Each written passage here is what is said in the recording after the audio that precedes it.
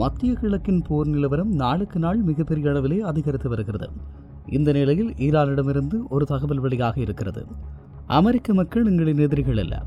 ஈரானின் அதிரடி tweet. Petrol விலை உயர்வுக்கு இஸ்ரேலே காரணம். ஈரானிய வெளியுறவு அமைச்சர் அராக்ஷி தனது பதிவில் சாதாரண அமெரிக்க குடிமக்களுக்கு தீங்கு விளைவிக்க வேண்டும் என்பது ஈரானின் நோக்கம் அல்ல என உருக்கமாக தெரிவித்துள்ளார். அமெரிக்காவில் உயர்ந்து வரும் பெட்ரோல் விலை, வீட்டுக்கடன் வட்டி உயர்வு மற்றும் மக்களின் ஓய்வூதிய திட்டங்கள் சரிந்து போவதற்கு இஸ்ரேலும் வாஷிங்டனில் உள்ள அவர்களின் கைப்பாவைகளுமே காரணம் எனவும் அவர் நேரடியாக குற்றம் சுமத்தியுள்ளார். அயல்நாட்டு போர்களில் அமெரிக்கா ஈடுபடக்கூடாது என்று வாக்களித்த சாதாரண மக்களின் உணர்வுகளை நாங்கள் மதிக்கிறோம் என்று கூறி மறைமுகமாக ட்ரம்பின் ஆதரவாளர்களை தன் பக்கம் இழுக்க ஈரான் முயலுகிறது. அரசாங்கம் வேறு மக்கள் வேறு என்ற பிம்பத்தை உருவாக்கி அமெரிக்காவுக்குள்ளேயே போருக்கு எதிரான போராட்டங்களை தூண்ட ஈரான் பார்க்கிறது. அதே நேரம் பெட்ரோல் விலை மற்றும் ஓய்வூதிய நிதி பாதிப்பை பற்றி பேசுவதன் மூலமாக ஒவ்வொரு அமெரிக்கனின் பாக்கெட்டிலும் இந்த போர் பாதிப்பை ஏற்படுத்தும் என்பதை ஈரான் சுட்டிக்காட்டுகிறது. அமெரிக்காவின் அனைத்து பொருளாதார சிக்கல்களுக்கும் இஸ்ரேல்தான் காரணம் என்று கூறுவதன் மூலமாக இரு நாடுகளுக்கும் இடையிலான உறவில் விரிசலை ஏற்படுத்த ஈரான் முயற்சிக்கிறது.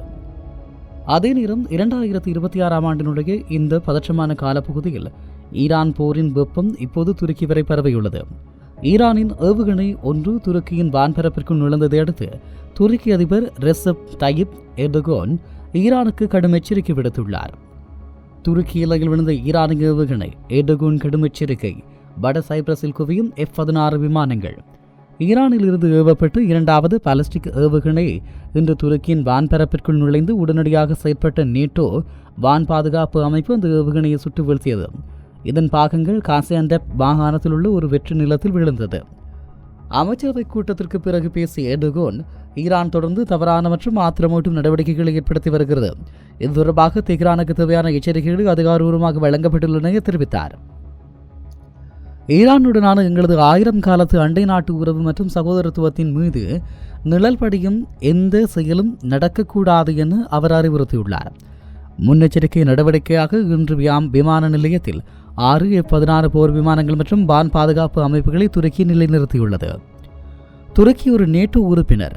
ஈரானின் ஏவுகணையை நேட்டோ சுட்டு வீழ்த்தியதன் மூலம் எங்கள் எல்லையை தொட்டால் ஒட்டுமொத்த நேட்டோவும் களமிறங்கும் என்ற செய்தியை மறைமுகமாக சொல்லியுள்ளார்.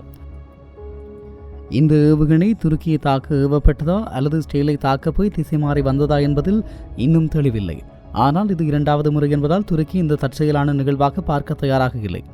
வட சைப்ரஸில் F-16 விமானங்களை நிறுவியதன் மூலமாக கிழக்கு மத்திய தரைக்கடல் பகுதியில் ஈரானின் ஏவுகணை மற்றும் ட்ரோன் நடமாட்டத்தை கண்காணிக்கவும் தேவைப்பட்டால் இடைமறிக்கவும் துருக்கி திட்டமிட்டுள்ளது.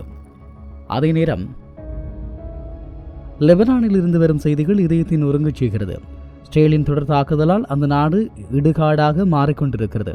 லெபனான் சுகாதார அமைச்சகம் வெளியிட்டுள்ள அதிகாரப்பூர்வ மரண புள்ளி விவரங்கள். லெபனானின் மரண ஊலம் 486 ஆகும். 1300க்கும் மேற்பட்டோர் காயம். இஸ்ரேலினுடைய ட்ரோன் வேட்டை தீவிரம். கடந்த மார்ச் மாதம் 2ஆம் தேதி முதல் இஸ்ரேல் நடத்தி வரும் வான்வழி தாக்குதல்களில் இதுவரை குறைந்தது 486 பேர் கொல்லப்பட்டுள்ளனர். மேலும் 1313 பேர் படுகாயமடைந்து மருத்துவமனையில் சிகிச்சை பெற்று வருகின்றனர். இன்று தெற்கு லெபனானின் புர்ஜ் கராஷ் நகரில் சென்று கொண்டிருந்த ஒரு காரை இஸ்ரேலிய ட்ரோன் துல்லியமாக ஏவுகணை வீசி தாக்கியுள்ளது. இதில் காரில் இருந்தவர்கள் உடல் சிறுதி பலியானதாக தகவல் தெரிவிக்கிறது. இதேபோல் தெற்கு லெபனானின் மற்றொரு முக்கிய நகரமான ஸ்ரீபா மற்றும் இஸ்ரேலியின் போர் விமானங்கள் இன்று பயங்கரமான குண்டுமழையை பொழிந்துள்ளன. குடியிருப்பு பகுதியில் பல தரைமட்டமாகியுள்ளன. கொல்லப்பட்டவர்களில் பெரும்பாலானோர் பெண்கள் மற்றும் குழந்தைகள் என்பது உலக நாடுகளை அதிர்ச்சியில் ஆழ்த்தியுள்ளது. மருத்துவமனையில் இடமில்லாத அளவுக்கு காயமடைந்தவர்கள் குவிந்து வருகின்றனர்.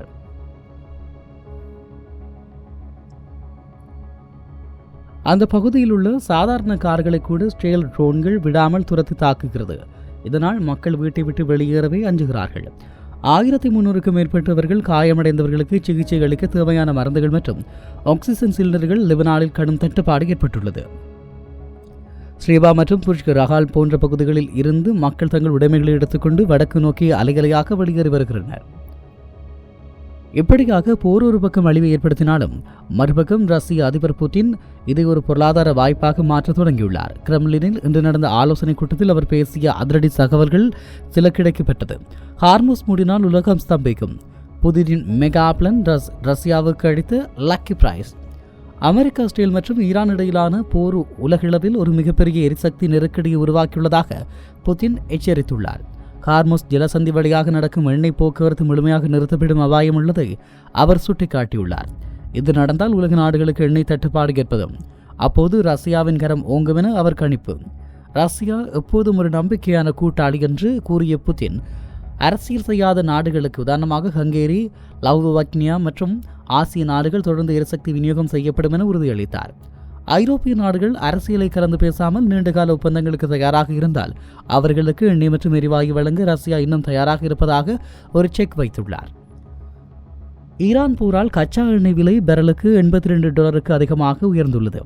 இது பொருளாதார தடையால் பாதிக்கப்பட்டிருந்த ரஷ்யாவிற்கு ஒரு மிகப்பெரிய நிதி ஆதாரத்தை கொடுத்திருக்கிறது. ஐரோப்பா தன்னை தள்ளி வைப்பதை புரிந்து கொண்ட புதின் இப்போது சீனா, இந்தியா, பிலிப்பைன்ஸ் மற்றும் தாய்லாந்து போன்ற நாடுகளை தனது நம்பகமான கூட்டாளிகளாக மாற்றி வருகிறார். இந்த எரிசக்தி லாபத்தை வைத்து உக்ரைனில் தனது ராணுவ நடவடிக்கைகளை இன்னும் நீண்ட காலத்திற்கு தொடர புட்டின் திட்டமிட்டுள்ளார்.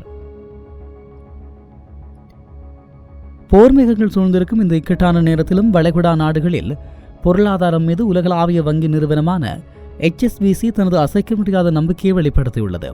ஈரானின் ஏவுகணை தாக்குதல்களால் எண்ணெய் மற்றும் எரிவாயு ஏற்றுமதி பாதிக்கப்பட்டாலும் வளைகுடா நாடுகளின் எதிர்காலம் பிரகாசமாக இருப்பதாக HSBCயினுடைய தலைமை நிர்வாக அதிகாரி ஜார்ஜ் எல்ஹெடரி தெரிவித்துள்ளார்.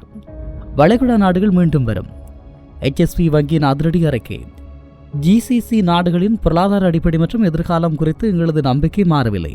இந்த பிராந்தியத்தின் நீண்டகால வலிமை மற்றும் மீள்திறன் மீது நாங்கள் உறுதியாக இருக்கிறோம், ஜாஸ் எலக்ட்ரிக் குறிப்பிட்டிருக்கிறார். கடந்த 10 நாட்களில் சவுதி அரேபியா, ஐக்கிய அரபு அமீரகம், கத்தார், குவைட், ஓமன் மற்றும் பக்ரைன் ஆகிய நாடுகளில் உள்ள எண்ணெய் மற்றும் எரிவாயு நிலையங்கள் மீது ஈரான் நடத்திய ட்ரோன் மற்றும் ஏவுகணை தாக்குதல்கள் ஏற்றுமதியை தற்காலிகமாக பாதித்துள்ளன. வரும் ஆண்டுகளில் இந்த பிராந்தியம் மீண்டும் வளர்ச்சி மற்றும் செழிப்பை பெறும் என்றும் தற்போதைய பதற்றங்களை தற்காலிகமானவை எனவும் HSBC கணித்துள்ளது. போர் காரணமாக பங்குச் சந்தைகள் சரிந்தாலும் வளைகுடா நாடுகளின் வங்கித்துறை வலுவான மூலதனத்தை கொண்டுள்ளதால் பெரிய அளவில் பாதிப்பு இருக்காது என வல்லுநர்கள் தெரிவிக்கிறார்கள்.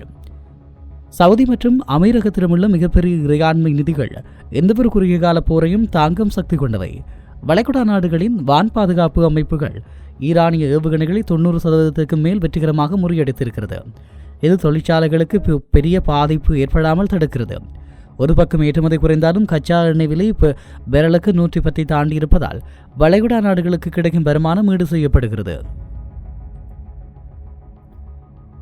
இப்படியான ஒரு சூழ்நிலையில் துருக்கி ஜனாதிபதி எர்டோகன் தனது இன்று அமைச்சரவை கூட்டத்திற்கு பிறகு ஆற்றிய உரை அந்த நாடு எவ்வளவு பெரிய அச்சத்தில் இருக்கிறது என்பதை காட்டுகிறது. ஒரு பக்கம் நேட்டோ ஏவுகணைகளை சுட்டு வீழ்த்தினாலும் மறுபக்கம் இந்த நெருப்பு எங்கள் வீட்டை சுடக்கூடாது என்பதில் எர்டோகன் உறுதியாக இருக்கிறார். நெருப்பு எங்களை சுடக்கூடாது, எர்டோகனின் அதிரடி உத்தரவு. கடந்த பிப்ரவரி 28 முதல் துருக்கியின் அனைத்து இராணுவ பிரிவுகளும் அரசு நிறுவனங்களும் உச்சகட்ட தயார் நிலையில் வைக்கப்பட்டுள்ளதாக எர்டோகன் அறிவித்துள்ளார். போர் காரணமாக துருக்கியின் பொருளாதாரம், வர்த்தகம் மற்றும் எல்லை பாதுகாப்பு பாதிக்கப்படாமல் இருக்க தேவையான அனைத்து முன்னெச்சரிக்கை நடவடிக்கைகளும் எடுக்கப்பட்டுள்ளன. இன்று காலை ஈரானிலிருந்து ஏவப்பட்ட பாலிஸ்டிக் ஏவுகணை நேட்டோ தடுத்த பிறகு எங்கள் நாட்டை இந்த போர்த்தியிலிருந்து தள்ளி வைப்பது எங்களது முதன்மையான இலக்கு என எர்டோகன் திட்டவட்டமாக கூறியுள்ளார். சிரியா மற்றும் ஈராக் எல்லையில் கூடுதல் படைகளை குவித்து அகதிகள் ஊடுருவல் மற்றும் தேவையற்ற ஏவுகணை தாக்குதல்களை தடுக்க துருக்கி ராணுவம் தயாராக உள்ளது. துருக்கி ஒரு நேட்டோ நாடு, அதே சமயம் ஈரானுடன் 1000 ஆண்டு கால அண்டை நாட்டு உறவு கொண்டது. அமெரிக்காவுக்கும் ஈரானுக்கும் இடையில் மோதலில் தான் பலிக்கட ஆகக்கூடாது என்பது எர்டோகனின் தெளிவாக இருக்கிறார். ஏற்கனவே துருக்கி பொருளாதாரம் தள்ளாட்டத்தில் உள்ளது. போரினால் எரிபொருள் விலை உயர்ந்தால் அந்த நாட்டில் மக்கள் புரட்சிக்கு வழிவகுக்கும் என அவர் அஞ்சுகிறார். ஒரு பக்கம் மிரட்டினாலும் மறுபக்கம் அமைதி பேச்சுவார்த்தைக்கு நடத்த தயார் என பிம்பத்தை உலக நாடுகளுக்கு எர்டோகன் காட்ட முயலுகிறார். இவை அன்றைய செய்திகளினுடைய தொகுப்பாகும்.